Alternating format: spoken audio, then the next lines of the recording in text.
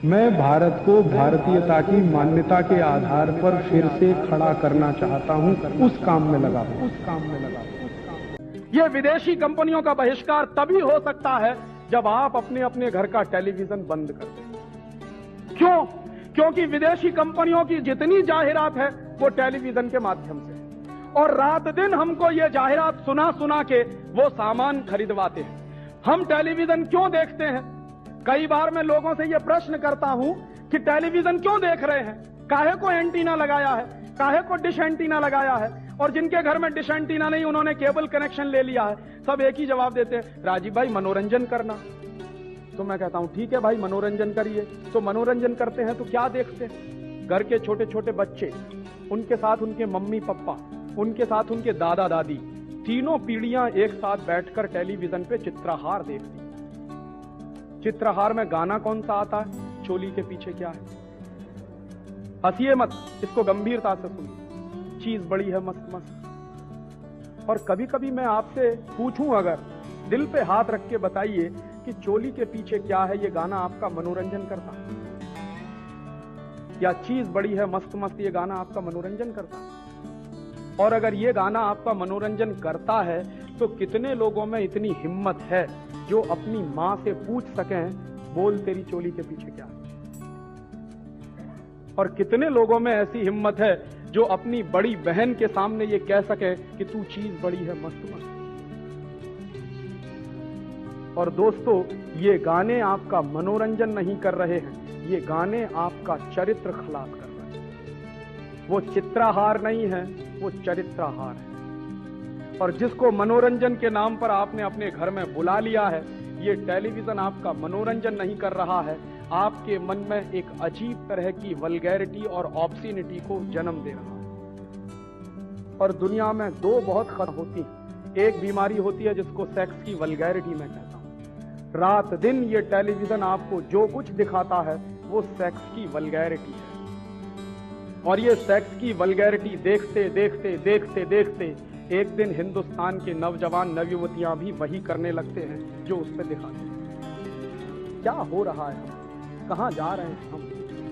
इस भारतीय समाज में, भारतीय संस्कृति में बचपन से हमको सिखाया जाता है, if character is lost everything is lost, if wealth is lost nothing is lost, if health is lost something is lost, but if character is lost everything is lost. तो ये जो कुछ आप टेलीविजन पर देख रहे हैं वो आपके चरित्र को बर्बाद करने की एक साजिश है। और ये साजिश किसने बनाई है? ये विदेशी कंपनियां जानती हैं कि हिंदुस्तानी माटी में नौजवानों में इतनी खुमारी है कि कोई विवेकानंद हो जाता है, कोई दयानंद हो जाता है, कोई तिलक पैदा हो जाता है, कोई भगत सिंह हो जाता है। तो अगर तिलक पैदा हो गया, भगत सिंह हो गया, विवेकानंद आ गया, दयानंद आ गया, तो इन विदेशी कंपनियों को मार मार के भगा देगा। तो उनको डर लगता है। तो इसके लिए वो टेलीविजन लेकर आए हैं अपने साथ में कि हिंदुस्तान के नौजवानों को एक मीठी नींद की गोली दे के सुला दो, इनमें से कोई विवेकानंद ना बनने पाए। और आपके सामने आदर्श क्या रखा जाता है? आपके सामने विवेकानंद का आदर्श नहीं रखा जाता, नालायक संजय दत्त और शाहरुख खान जैसे लोगों के आदर्श रखे जाते हैं। और यह कितनी खतरनाक व्यवस्था है। कई बार मैं लोगों से पूछता हूं, छोटे छोटे बच्चे 3-3 साल की उम्र से, 4-4 साल की उम्र से, 5-5 साल की उम्र से यही सब देख रहे हैं। और ये छोटे छोटे बच्चे अगर रोज दिन में 4 घंटे 5 घंटे टीवी देखें और सिनेमा देखें तो जानते हैं क्या होगा? 20 साल की उम्र तक पहुंचते पहुंचते हर बच्चे को कम से कम 30,000 बार मर्डर के सीन दिखाए जाएंगे। हर फिल्म में मर्डर, हर एपिसोड में मर्डर, हर एपिसोड, हर फिल्म में वॉयलेंस, हर एपिसोड में वॉयलेंस, हर एपिसोड में मारामारी। काहे को इतनी मारामारी दिखाते? क्यों इतनी वॉयलेंस हमको दिखाई जाती? पता क्यों? हिंदुस्तान में सबसे ज्यादा वॉयलेंस से नफरत की जाती। यह देश अहिंसा वाला है, इसलिए भारतीय संस्कृति को बर्बाद करना है तो अहिंसा की जगह हिंसा को लाना पड़ेगा। तो वो हिंसा हर आदमी कैसे करेगा? हर आदमी तभी हिंसा करेगा जब बार बार हिंसा देखेगा। और ये बार बार की जो हिंसा हम देखते हैं, इसका नतीजा जानते हैं क्या होता? मर्डर देखते देखते देखते देखते देखते देखते मन की दया खत्म हो जाती, करुणा खत्म हो जाती। और हमारे देश में एक कहावत कही जाती है, दया धर्म का मूल है। माने जब दया ही नहीं होगी मन में, धर्म कहां टिकने वाला है। तो वो सीधा आक्रमण आपके धर्म पर है। ये वॉयलेंस बहुत ही खतरनाक चीज होती है। और उसके साथ दूसरी खतरनाक चीज होती है सेक्स की वल्गैरिटी। ये सेक्स की वल्गैरिटी हजारों हजारों, लाखों लाखों, करोड़ों करोड़ों नौजवानों को बर्बाद कर रही है। और ये बर्बादी सिर्फ अपने देश में आ रही है ऐसा नहीं है, अमेरिका में और यूरोप में ये बर्बादी आ चुकी है। और यूरोप के देशों में ये सेक्स की वल्गैरिटी की कितनी बर्बादी आई है, एक ही उदाहरण ताजा ताजा आपको देना चाहता हूं। 3-4 दिन पहले एक अखबार निकला, गुजरात समाचार।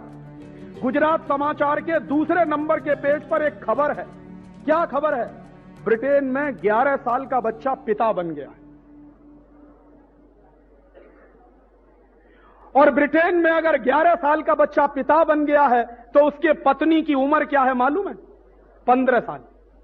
15 साल के बच्चे जिनकी उम्र स्कूल में जाने की है, कॉलेज में जाने की है कि मम्मी पापा बनने की है। और ये 11 साल और 15 साल के बच्चों को मां और पिता बनने का नुस्खा किसने दिया है?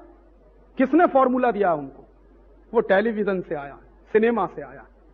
और इस सिनेमा और टेलीविजन ने यूरोप के सारे नौजवानों को बर्बाद कर दिया। मैं कितने यूरोपियन देशों में जाता था और वहां के लोगों से एक ही सवाल पूछता था कि आपके देश की सबसे बड़ी सोशल प्रॉब्लम क्या है? तो वो कहते थे कि राजीव भाई, सबसे बड़ी प्रॉब्लम है कि हमारे देश में 10 साल की, 12 साल की, 14 साल की बच्चियां मां बन जाती है। ये सबसे बड़ी प्रॉब्लम। और शादी करने की उम्र आते आते कोई लड़की 10 बार अबॉर्शन कराती है, कोई 15 बार कराती है। ये उनकी प्रॉब्लम है। वर्जिनिटी क्या होती है ये उनको नहीं मालूम है। क्यों नहीं मालूम है? भारतीय संस्कृति क्या होती है ये भी नहीं मालूम है। संयम क्या होता है, अपने ऊपर संयम रखने की व्यवस्था है। विद्यार्थी जीवन तो संयम वाला जीवन होता है, ये हर धर्म कहता है इस देश में। इसलिए विद्यार्थियों को गुरुकुल में जाना पड़ता था ताकि 25 साल तक संयम के साथ आप शिक्षा ग्रहण करिए। वो संस्कृति उनको नहीं आती। और उसके बाद आज उनके यहां प्रॉब्लम इतनी जबरदस्त हो गई है कि बिना शादी के पैदा होने वाले बच्चों को रखें कहां? तो बिना शादी के पैदा होने वाले बच्चों को रखने के लिए ही उनके देशों में कॉन्वेंट स्कूल खोले गए।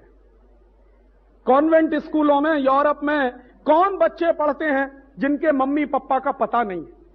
क्यों नहीं पता है? हिम्मत नहीं है ये बताने की कि ये मेरा बेटा है या मेरी बेटी है। क्यों नहीं हिम्मत है? शादी के पहले हुए हैं। क्यों हो गए हैं शादी के पहले? टेलीविजन पे जो कुछ देखते थे, सिनेमा में जो कुछ देखते थे, वही किया फिर अपने जीवन में। और अब वही वल्गैरिटी अमेरिका में कितनी जबरदस्त आई है।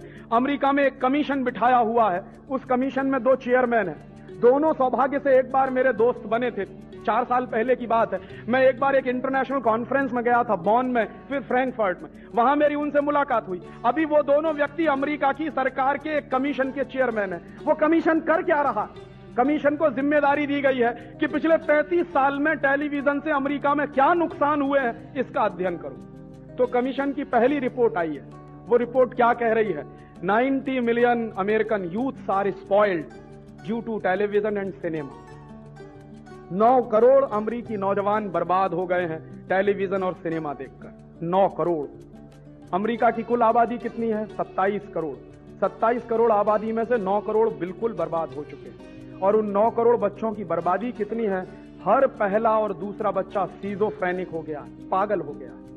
और वो पागलपन सेक्स का पागलपन है। अमेरिका में किस कदर पागलपन है आप उसका अंदाजा नहीं लगा सकते। यहां से दिखने में लगता है कि अमेरिका बहुत ऊंचा देश है, बहुत तरक्की वाला देश है। आपको मालूम नहीं है अमेरिका दुनिया में वो देश है जहां 1 मिनट में सबसे ज्यादा बलात्कार होते हैं बहनों के ऊपर। 1 मिनट में सबसे ज्यादा रेप केसेस अमेरिका में होते हैं। 1 मिनट में सबसे ज्यादा मोलेस्टेशन के केसेस अमेरिका में होते हैं।